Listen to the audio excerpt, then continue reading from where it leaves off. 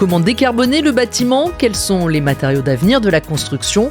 Comment mieux trier les déchets de chantier? Quelles solutions face aux défis du confort d'été? Si ces sujets vous intéressent, vous êtes au bon endroit.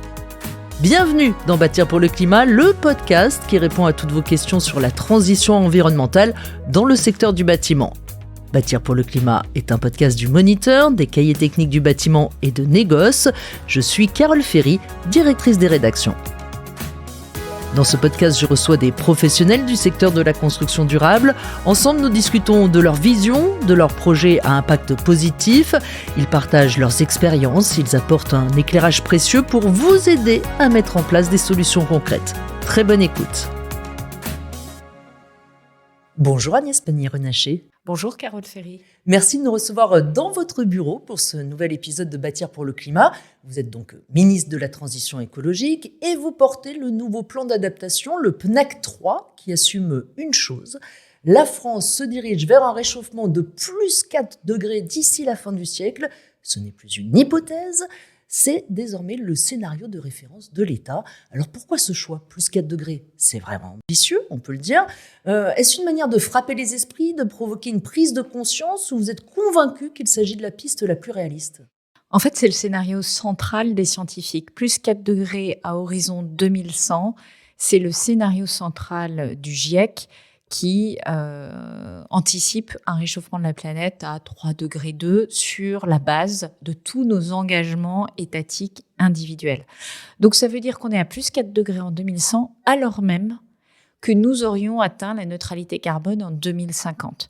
Et je le dis parce que beaucoup ont dit « Ah bah voilà, vous avez tout lâché, etc. » Non, c'est un scénario qui est en plus très ambitieux en matière de baisse d'émissions de gaz à effet de serre au niveau européen. Mais les continents se réchauffent plus vite que les océans et la France se réchauffe plus vite de ce fait que le reste de la planète ou la moyenne de la planète. Et ça donne plus 4 degrés en 2100. Et ça a des vraies conséquences majeures sur les événements climatiques, sur les sécheresses, sur les inondations, sur le vent, sur l'agriculture, puisque au-delà d'un certain nombre de degrés, la biologie arrive à ses limites et ne peut plus fabriquer, les protéines ne fonctionnent plus d'un certain nombre de végétaux. Et donc, ça a des conséquences qu'il faut anticiper le plus tôt possible. Il va falloir sortir de notre zone de confort et affronter cette réalité. On a 75 ans pour le faire. On a des étapes, 2050, 2070, 2100, et c'est tout l'enjeu du plan que je porte. Alors nous l'avons bien senti en cet été 2025, la France doit se préparer à être plus chaude, plus sèche, plus dure à vivre dans certaines régions. Il faut commencer à changer de culture, c'est ce que vous venez de dire. C'est l'objectif justement de ce plan, adapter notamment nos bâtiments aux canicules de demain. Quelles sont les priorités selon vous, Madame la Ministre ? Alors, le plan national d'adaptation au changement climatique que j'ai présenté en mars dernier, il vise à préparer la France aux effets du dérèglement climatique. C'est le deuxième pilier de notre politique écologique. Premier pilier, on baisse les émissions de gaz à effet de serre. Deuxième pilier, on s'adapte. Puis troisième pilier, on s'occupe des pollutions et de la biodiversité. Ce plan, il a fait l'objet d'une très large concertation, ce qui explique d'ailleurs qu'il a été adopté à une quasi-unanimité par les organisations syndicales, les représentants des entreprises, les représentants des collectivités locales, les représentants des associations environnementales et des associations des jeunes. Je le dis parce que ce n'est pas un plan qui est sorti de la boîte ou qui a été conçu en chambre, mais c'est vraiment une démarche que mon prédécesseur Christophe Béchu avait lancée et qui a associé le maximum de parties prenantes. Concrètement, il prévoit 3 choses. Anticiper les risques, investir dans nos infrastructures et préparer nos concitoyens. On voit bien qu'il y a la connaissance, de quoi parle-t-on, il y a l'investissement en dur, penser à des solutions qui vont permettre de limiter les inondations, leur impact, mettre des pièges à embâcles dans les cours d'eau, par exemple. Et puis, il y a, nous, adapter notre culture, c'est-à-dire savoir affronter correctement, par exemple, une canicule, en évitant d'aller faire son footing à 40 degrés pendant une vague de canicule. Alors ça, c'est assez simple. Il y a des choses un peu plus compliquées à mettre en place.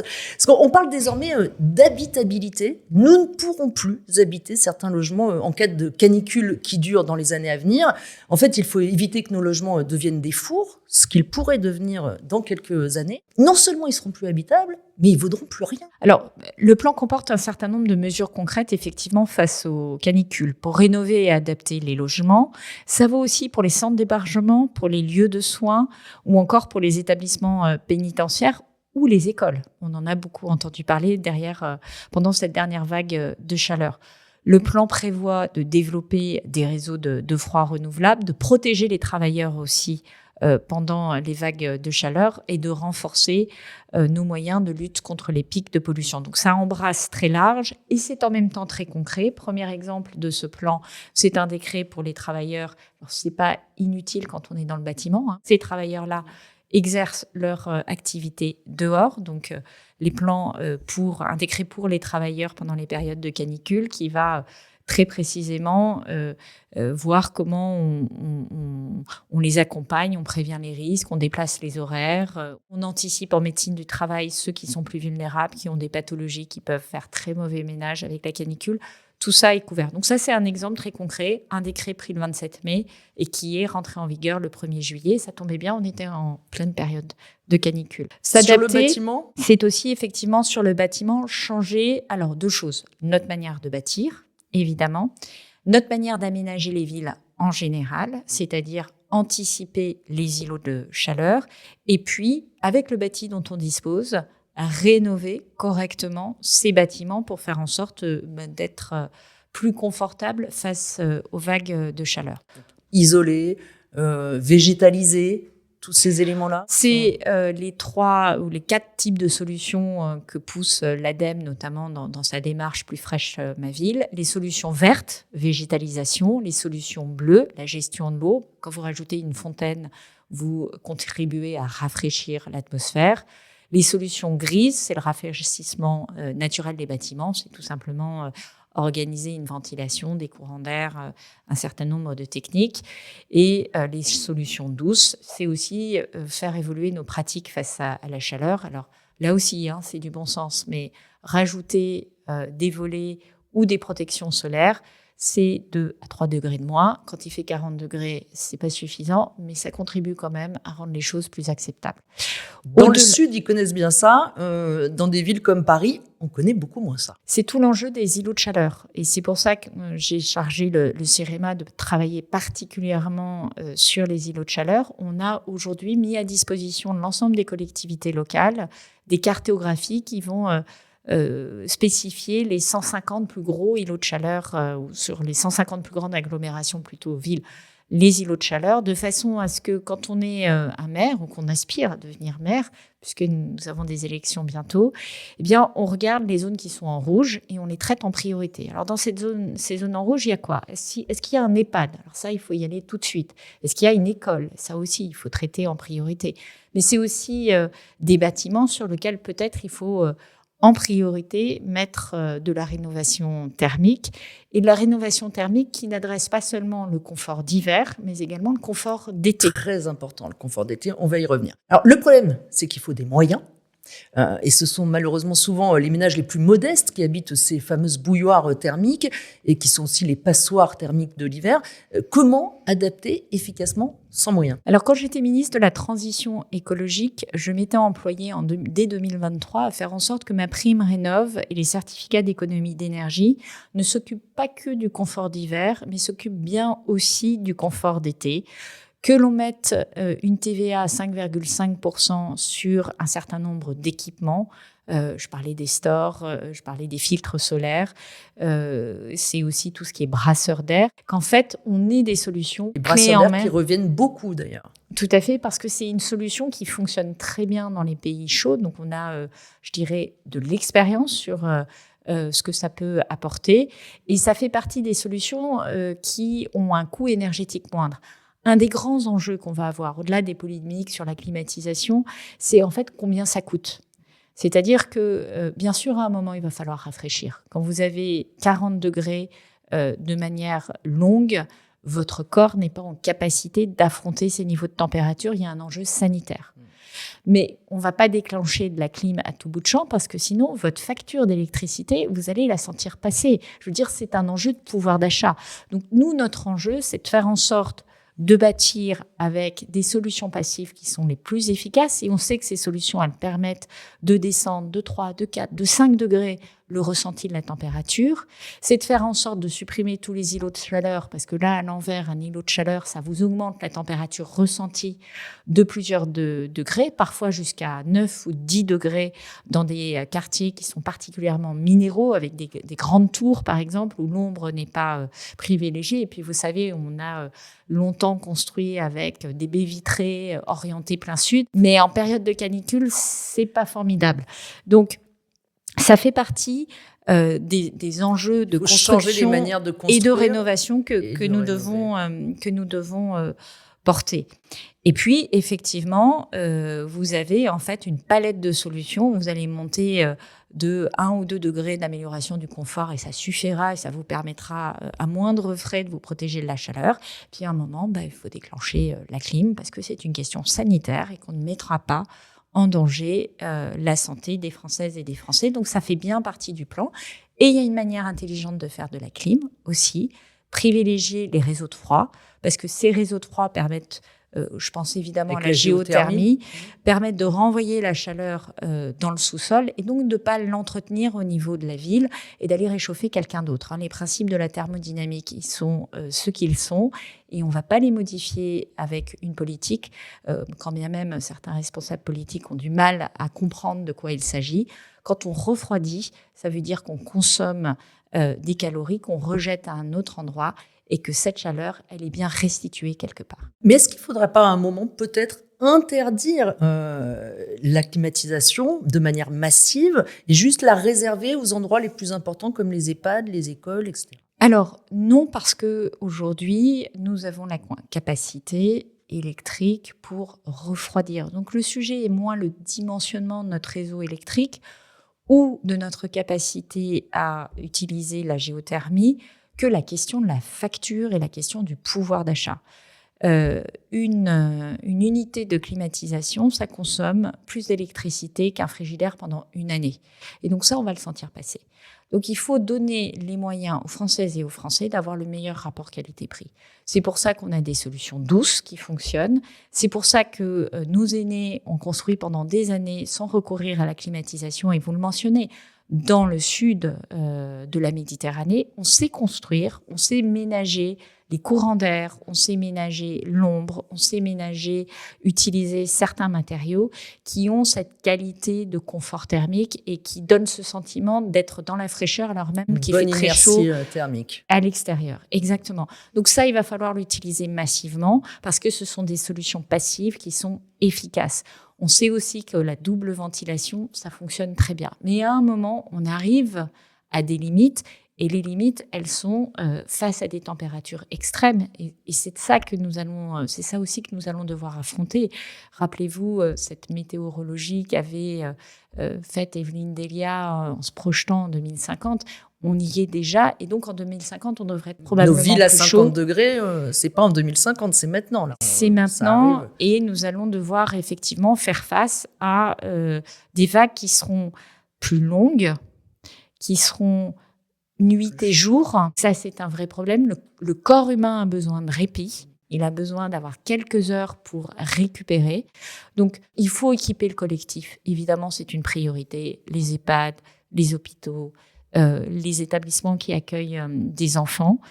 Il faut avoir probablement des locaux fraîcheurs qui sont mis à disposition de la population parce qu'on ne saura pas à la vitesse où ça va équiper tout le monde. Mais il faut se dire que quand on construit, le confort d'été n'est plus une option, c'est une obligation. Alors, pour les logements neufs, justement, nous avons la réglementation RE 2020 qui tient compte du confort d'été. Sauf que le rapport Rivaton, publié cet été, remet en cause la manière de calculer le confort d'été. Est-ce que vous pensez changer cette méthode ? Est-ce qu'il y a des travaux en cours ? La réglementation 2020, RE 2020, c'était un vrai progrès. Il faut déjà le souligner. Et pour la première fois, elle a intégré le confort d'été dans les exigences pour les bâtiments neufs. Ce qui est indispensable, car on ne peut plus construire aujourd'hui comme on construisait avant. Ensuite, tout élément qui est de nature à améliorer notre toucher de balle sur la restitution du niveau de ce confort d'été est bon à prendre. Moi, je vais vous donner Un exemple, le CSTB a travaillé sur un indicateur de surchauffe des bâtiments qui classe de 1 à 10 le confort en la matière. Cet instrument est aujourd'hui disponible, c'est-à-dire il est mis à la disposition sur une base cartographiée pour les collectivités locales, les entreprises du bâtiment et les citoyens qui veulent savoir s'ils sont dans un bon quartier ou dans un bon immeuble ou dans un moins bon immeuble. C'est le type de démarche qui est de nature à améliorer notre capacité à affronter ces vagues de chaleur. Je redis, il faut mieux connaître, investir et puis éduquer à ces nouvelles conditions. Donc moi, je suis pour faire évoluer la réglementation dès lors qu'il y a plus d'efficacité. La manière de calculer, pas forcément la réglementation, mais la manière de calculer, tout à fait. Mais c'est comme le DPE, où on continue à le fiabiliser par réformes successives.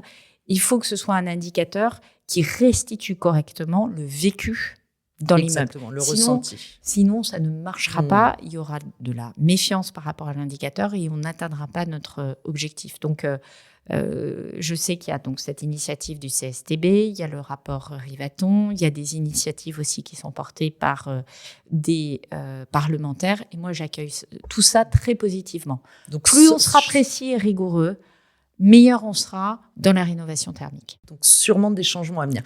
Est-ce qu'il faut, selon vous, appliquer la réglementation RE 2020 au parc existant, à la rénovation? Puisqu'en réalité, aujourd'hui, c'est uniquement pour le neuf et c'est seulement 1% de la construction. Difficile parce que la réglementation RE 2020, elle a été faite pour des bâtiments neufs.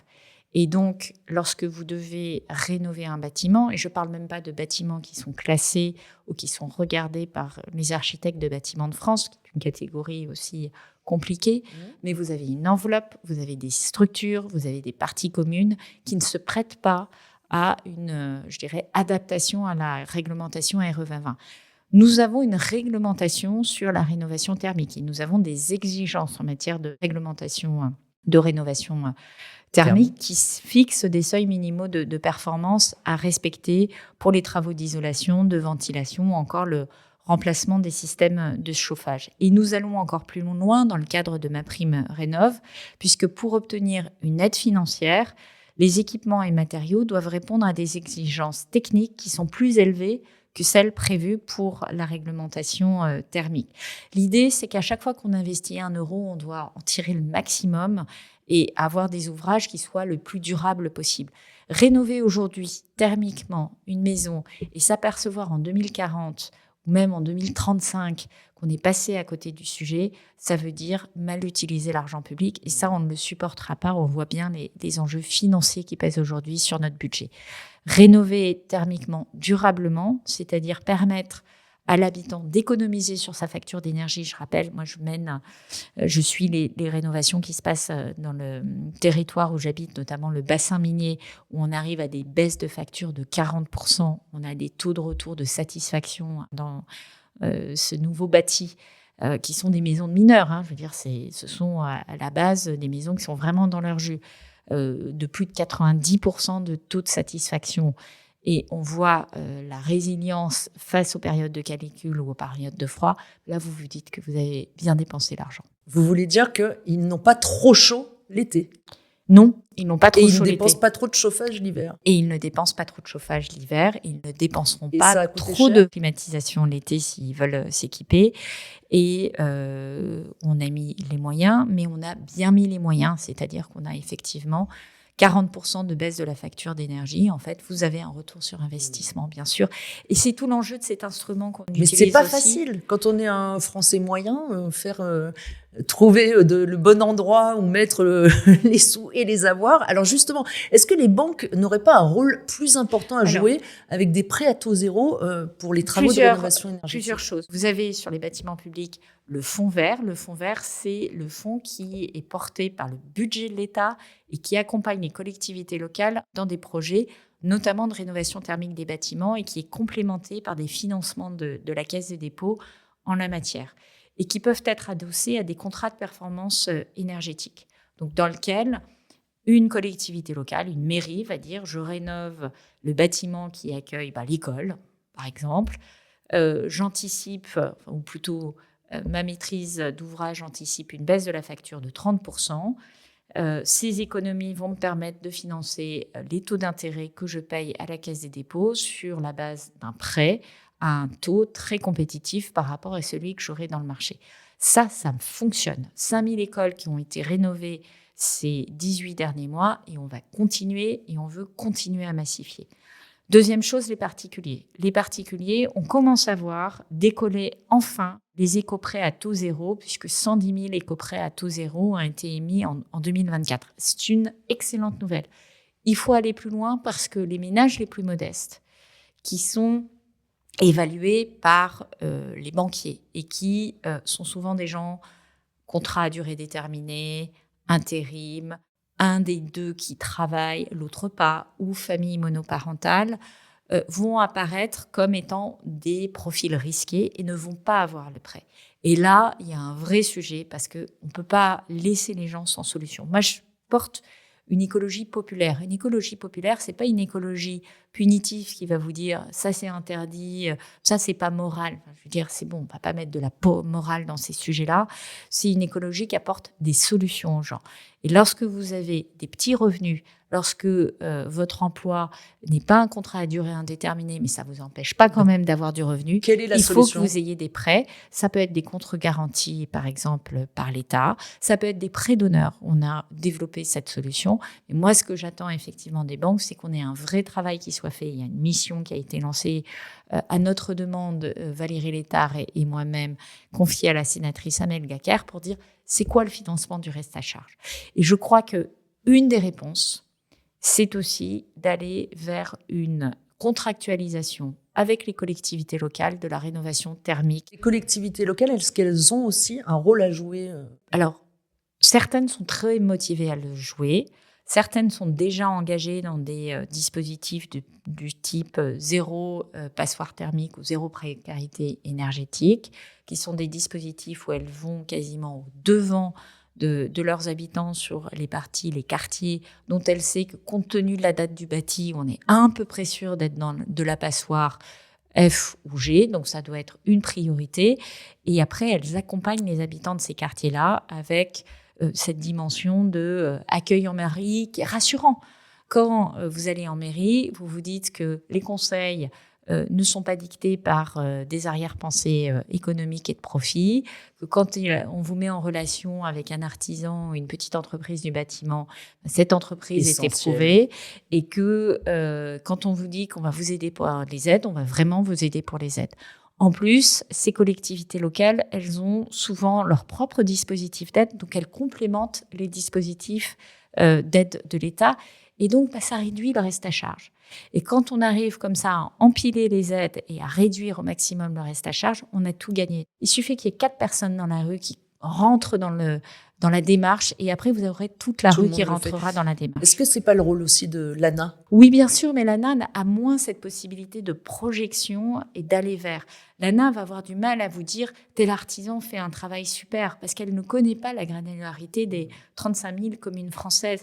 Le maire, l'agglomération, a cette capacité à porter cette vision. Ça, c'est certain. C'est encore une grosse responsabilité pour ces collectivités. C'est pour ça qu'il faut les prendre sur la base du volontariat. C'est celles qui veulent s'engager. C'est celles qui ont aussi un enjeu de bâti. Et quand vous avez une volonté, vous avez un chemin, et en particulier si c'est après sécurisé par des financements État. Donc, c'est vraiment gagnant-gagnant. Gagnant par l'État parce qu'on va rentrer dans un niveau d'accompagnement qui sera bien meilleur que celui qu'on peut faire, même si au travers des maisons France Rénov', on a fait une amélioration quantique de la qualité de nos prestations. Et c'est gagnant pour la collectivité locale parce qu'elle fait levier sur les financements de l'État. Donc, elle peut faire beaucoup plus et dire c'est moi qui l'ai fait. Nous avons de plus en plus de villes aussi qui proposent des cartes de refuge de fraîcheur. Vous avez des exemples de communes qui mettent ça en place au moment des grandes canicules ? On l'a vu beaucoup en Île-de-France notamment, mais on l'a vu aussi dans des villes comme Angers, par exemple. Oui, c'est important. Ça fait partie des solutions qui doivent être développées. Pourquoi ?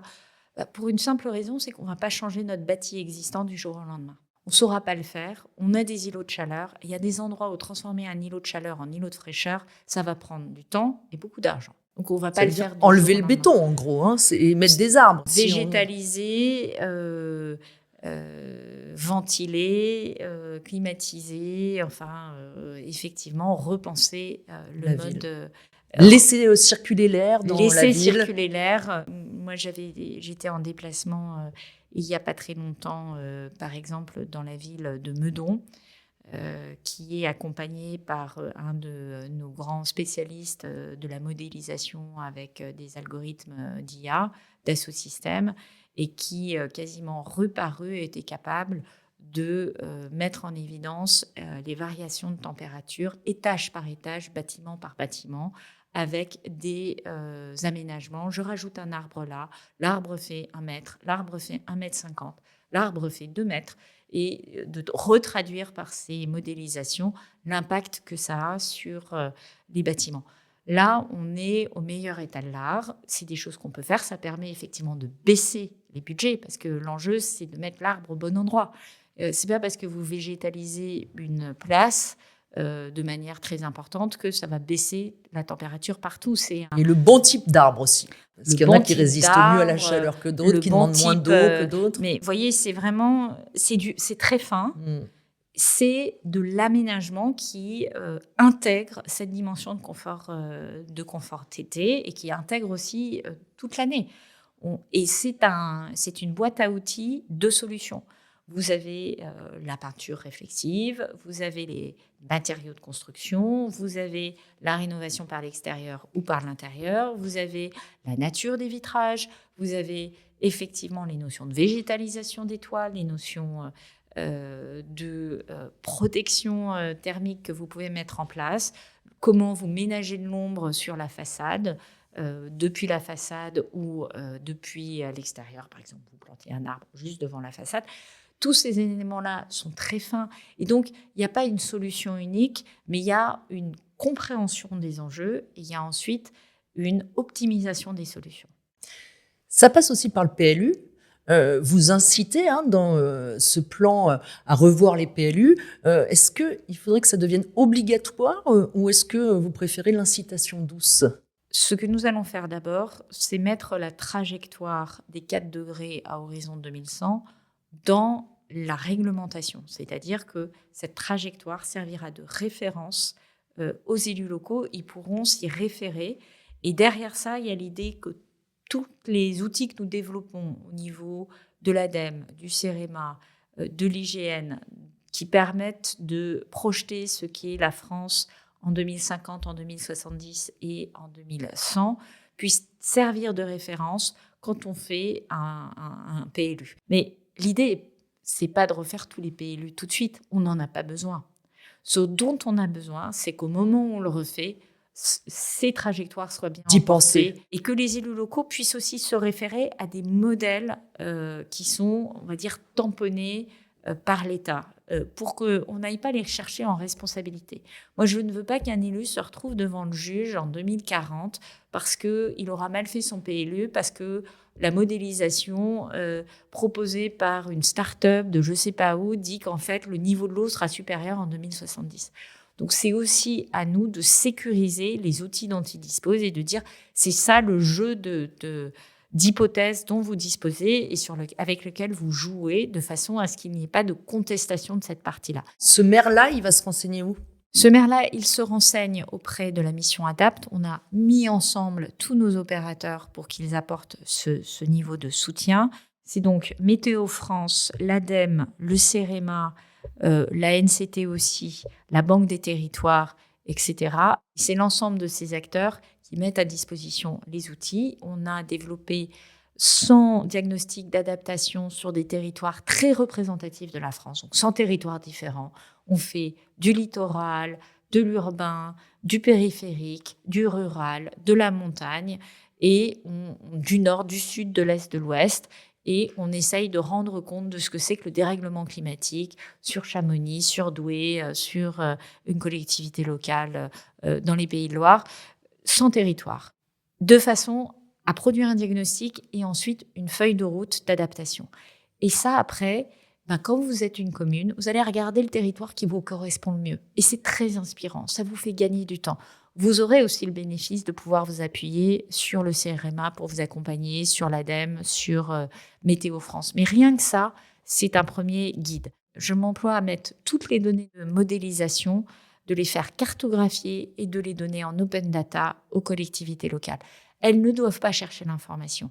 Et j'essaye d'éviter d'avoir des doubles définitions et des doubles outils, parce que si vous avez un trait de côte qui est différent dans un modèle A et dans un modèle B, on est parti pour la gloire. Les collectivités locales, elles doivent avoir des outils d'aide à la décision qui soient très clairs, très mathématiques, très basiques, très cartographiés. Ici, ça passe pas. Et on les adaptera de façon à ce qu'elles puissent elles-mêmes faire évoluer leur aménagement de la ville. Le PLU bioclimatique de Paris, c'est un bon exemple aussi? C'est une démarche qui est intéressante et effectivement, il faut aussi regarder ce qui se passe en termes d'innovation sur les territoires.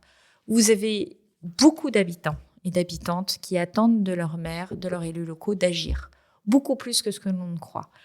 Et donc, les maires, sous la pression de ces attentes, sont en train de bouger et d'inventer des outils, des nouveaux outils. Ces nouveaux outils, ils doivent d'être partagés. Et quand on a une démarche qui permet d'accélérer, par exemple, la mise en œuvre de la production d'un plan pour répondre au dérèglement climatique, alors, pas d'orgueil d'auteur, il faut copier-coller, il faut le partager, il faut dire ce qui a marché, ce qui n'a pas marché. C'est tout l'enjeu aussi d'animation que nous avons au travers de nos opérateurs, des élus locaux, c'est-à-dire les former, mais aussi faire en sorte qu'ils discutent entre eux et qu'ils partagent les bonnes pratiques. Et qu'ils disent « Non, ce bureau d'études, il est génial, il m'a vraiment accompagné. Cet autre bureau d'études, ça a été plus compliqué. » C'est à eux de partager leur bon plan, entre guillemets, parce que l'État ne sera pas... aussi capable d'avoir cette vision territoriale. Et au fond, derrière ça, il y a la territorialisation de l'adaptation au changement climatique. Ça n'a pas de sens de faire une politique nationale. Politique nationale, elle pose un cadre stratégique et en gros, c'est la checklist de ce qu'il va falloir faire si on veut pas être pris au dépourvu. Et là, on met toutes les parties prenantes, pas seulement les élus, mais également les entreprises, les associations qui représentent les habitantes et les habitants et les associations environnementales et les associations de consommateurs, et on essaye de sortir du projet. C'est quoi qui est prioritaire? C'est quoi le vrai enjeu? C'est quoi le grand danger? C'est le feu, c'est la submersion marine, c'est des risques d'inondation. On commence par quoi? Et comment on partage les usages? Je m'excuse d'insister, mais il y a quand même toujours cette question des moyens. Le Haut Conseil pour le climat le dit d'ailleurs clairement, le plan il est ambitieux, il pose les vraies problématiques, mais il n'y a pas de chiffrage, pas de trajectoire financière. Alors, comment faire pour passer de la volonté à l'action? Alors, il y a des chiffres qui sont les dispositifs existants. Rappelons que les gouvernements successifs du président de la République ont mis en place toute une série d'instruments. MaPrimeRénov', ça n'existait pas. Le bonus, ça n'existait pas. Le leasing social, ça n'existait pas. J'élargis un petit peu le propos, mais le fonds Barnier a été augmenté par rapport à son niveau historique de plus de 30%. Donc les moyens ont augmenté, les moyens de l'agence de l'eau. Est-ce que c'est suffisant? On aura toujours le sentiment que ce n'est pas suffisant. Parce que c'est une course contre la montre et parce qu'il faut s'équiper et construire des infrastructures. Et moi, l'enjeu que j'ai, c'est aussi d'avoir une vraie réflexion sur la maladaptation. Aujourd'hui, dans un moment où l'argent public est rare, il est insupportable de le dépenser en maladaptation. Or, ça existe encore. Or, on continue encore à construire parfois avec un format standard, comme si c'était la même chose de construire dans le sud et de construire dans le nord, de construire en montagne ou de construire en plaine. Ben non, c'est pas la même chose. Et il va falloir effectivement revoir nos modalités de construction, nos modalités d'aménagement. Donc, performance de l'argent public, capacité à aller rechercher les financements quand ils existent, et que ce soit sur l'eau ou que ce soit sur l'énergie, on a la capacité en fait à financer ça sur le long terme parce qu'on le retrouve dans le prix. Quand vous baissez la facture d'énergie, vous pouvez financer des intérêts de votre prêt. Lorsque vous améliorez la gestion de l'eau, vous pouvez piloter ça par le prix de l'eau que vous facturez. Donc ce sont autant d'éléments où on n'a pas besoin forcément d'être que sur de l'argent d'origine budgétaire. C'est aussi une réalité qu'on constate, c'est la part des budgets des collectivités locales qui est consacrée à des dépenses écologiques est en train d'exploser. parce que c'est les attentes des habitants, parce qu'ils n'accepteront pas de se faire inonder. Ils n'accepteront pas parce que c'est nouveau pour eux. Je veux dire, des feux au nord de la Loire, c'est nouveau. Des canicules au nord de la Loire, c'est nouveau. Des sécheresses durables dans des départements comme le Pas-de-Calais, alors que nous, on n'a jamais eu besoin d'inondations, c'est nouveau. Donc, ça ne sera pas accepté. Et donc, sous la pression, les élus locaux iront et eux-mêmes portent une vision pour leur territoire. Ils veulent avoir des territoires attractifs. Ils sont en train de se dire, OK, on est où en 2050 ? Quelle histoire je raconte ? Comment je continue à attirer des habitants et avoir un coût du foncier qui soit attractif, à la fois pas trop cher, mais suffisamment valorisé pour que investir dans mon territoire ait une valeur. Il faut que je fasse un certain nombre d'actions pour protéger mon territoire contre le dérèglement climatique. Et donc, on voit des budgets qui se verdissent à toute allure. Donc, c'est ça aussi qui va faire et qui va peser dans la balance. Puis, dernière chose, c'est l'argent. Évidemment, l'argent de l'Europe, ça, il faut faire le levier dessus. On n'a pas été les meilleurs ces dernières années parce qu'on a eu tellement de dispositifs de financement qu'on n'est pas allé chercher l'argent de l'Europe là où d'autres pays plus pauvres, eux, ne faisaient pas les difficiles. Et puis, on a l'argent des entreprises privées. Les entreprises privées, elles-mêmes, vont avoir besoin de s'équiper, vont avoir besoin de se protéger et seront probablement des acteurs d'adapter leurs bâtiments, mais aussi de sécuriser leur chaîne d'approvisionnement. Vous dites en tout cas que l'État ne financera plus de projets non adaptés. Qu'est-ce que ça veut dire concrètement ? Qui va juger qu'un projet est adapté ? Sur quels critères ? Alors nous, on va monter le niveau de jeu de l'argent public que nous mettons. Je mentionnais tout à l'heure ma prime rénov en disant qu'on a des exigences sur les matériaux utilisés, sur les technologies utilisées. C'est la même chose pour le fonds vert, c'est-à-dire que dans les dossiers que nous demandons, nous avons des notions de performance qui sont attendues. Il faut bien cocher toutes les cases. Vous avez bien prévu le confort d'été, vous avez bien prévu le confort d'hiver, vous avez bien anticipé la question de la végétalisation, la question de la sobriété foncière, parce que tous ces enjeux sont aujourd'hui coûteux pour l'État et coûteux pour les Françaises et les Français. Donc, quand on met de l'argent public, ça ne peut pas dégrader la situation par rapport à des attendus, on va dire, climatiques ou écologiques. Comment vous prévoyez le suivi du plan ? On avait parlé de référents adaptation qui doivent être nommés dans les préfectures. Il y en a déjà de nommés. Quand est-ce qu'ils le seront ? Alors, le suivi du plan, je l'ai dit, c'est d'abord des COP territoriales qui vont décliner le plan région par région et avec l'objectif de l'avoir ensuite agglomération par agglomération avec dans les PAD qui sont joints au PLU. Deuxièmement, chaque action du plan est dotée d'un pilote et d'indicateurs précis, suivis et publiés régulièrement devant le Parlement, qui assure le contrôle du gouvernement, et aussi auprès du grand public, puisque l'idée, c'est aussi d'embarquer l'opinion publique, d'embarquer les Françaises et les Français. Le Conseil national de la transition écologique, qui a une commission spécialisée qui pilote ce plan national d'adaptation au changement climatique, et c'est cette commission qui, avec tous ses représentants, a voté à l'unanimité, moins une voix, ce plan, c'est aussi donné pour objectif d'en faire l'évaluation une fois par an. Donc une fois par an, dans cette commission, on a des parlementaires, des élus locaux, des entreprises, des représentants des syndicats de salariés, des représentants des associations environnementales, des associations de jeunes. On devra rendre des comptes régulièrement. Et pour ce faire, le Premier ministre va animer dès la rentrée, au mois de septembre, il réunira autour de lui l'ensemble des ministres concernés par le plan national d'adaptation au changement climatique, ce qui est quasiment tous les ministres, c'est-à-dire que quand vous faites de l'agriculture, vous avez des bâtiments qui sont confrontés au dérèglement climatique, quand vous faites du sport, vous avez des pratiques sportives qui sont confrontées au dérèglement climatique, vous avez des installations qui doivent être mises à niveau et vous avez des pelouses qui doivent être mises à niveau parce que quand est-ce qu'on arrose et quand est-ce qu'on n'arrose pas. Quand vous êtes évidemment ministre de l'économie, vous avez des budgets, mais vous avez aussi des modalités de financement, d'utilisation par exemple de l'épargne française pour la rediriger vers les bons projets.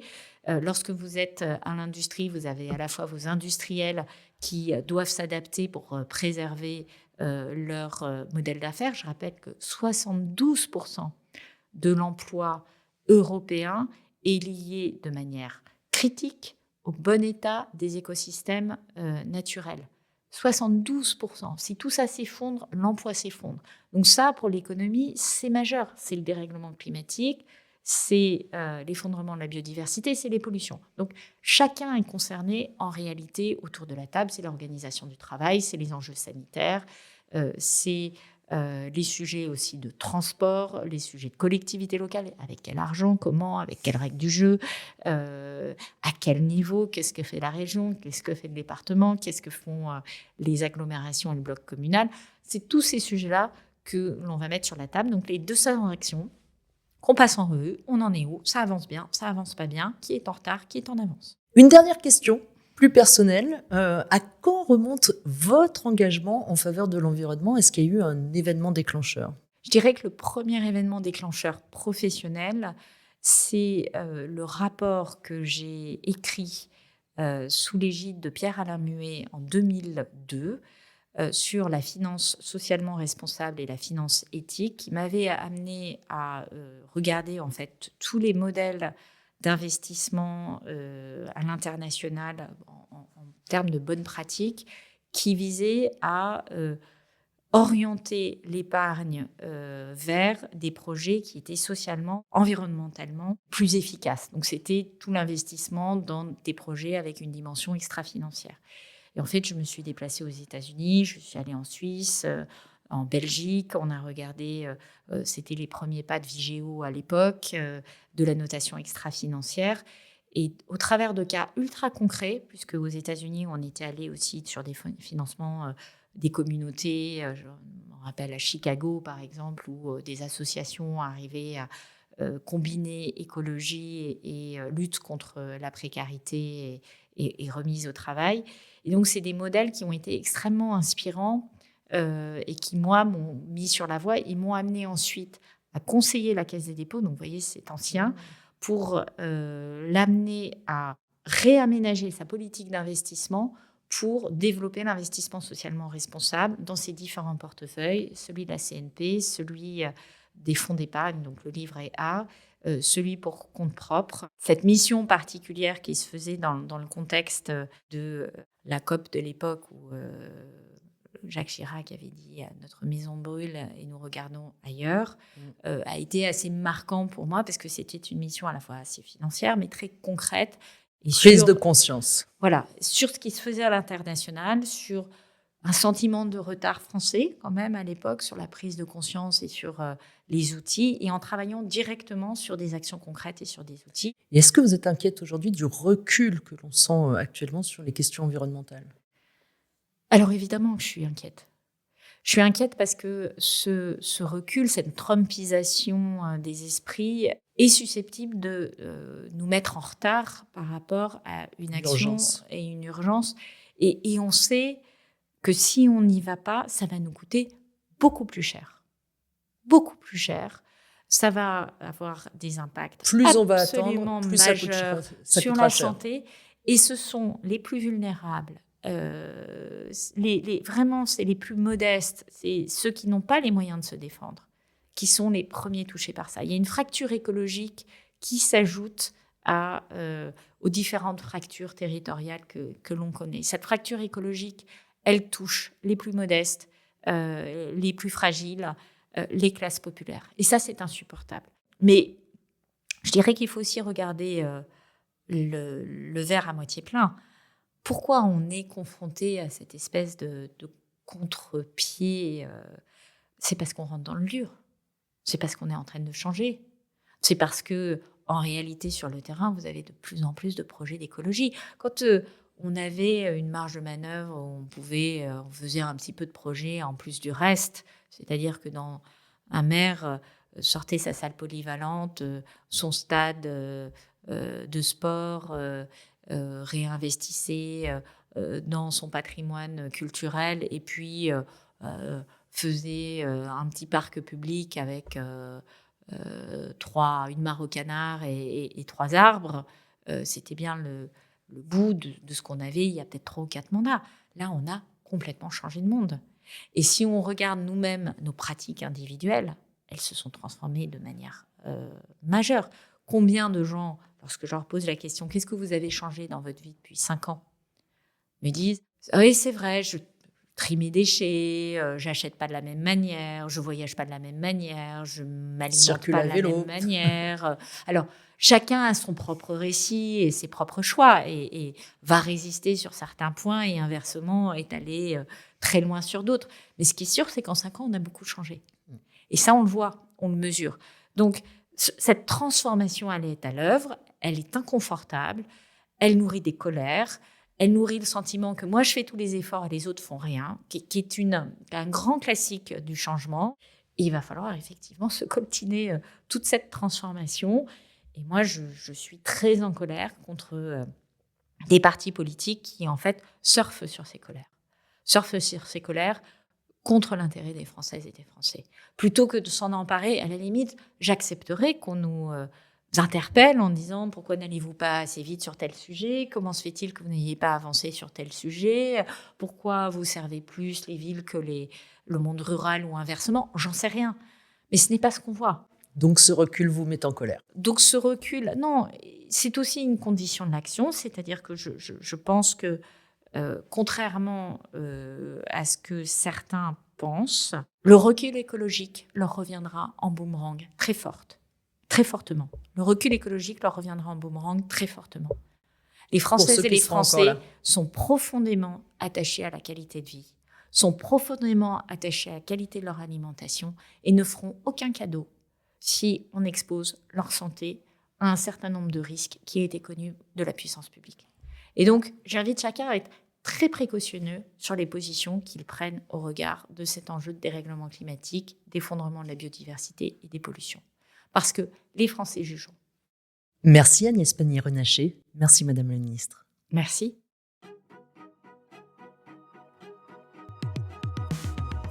Merci d'avoir écouté cet épisode de Bâtir pour le climat, un podcast du Moniteur, des cahiers techniques du bâtiment et de Négoce. Abonnez-vous, partagez l'épisode avec votre entourage et laissez un commentaire sur votre plateforme préférée. Bâtir pour le climat, c'est aussi le nom de l'événement pour lequel vous pouvez retrouver toutes les informations sur notre site bâtirpourleclimat.com. À très bientôt pour un nouvel épisode.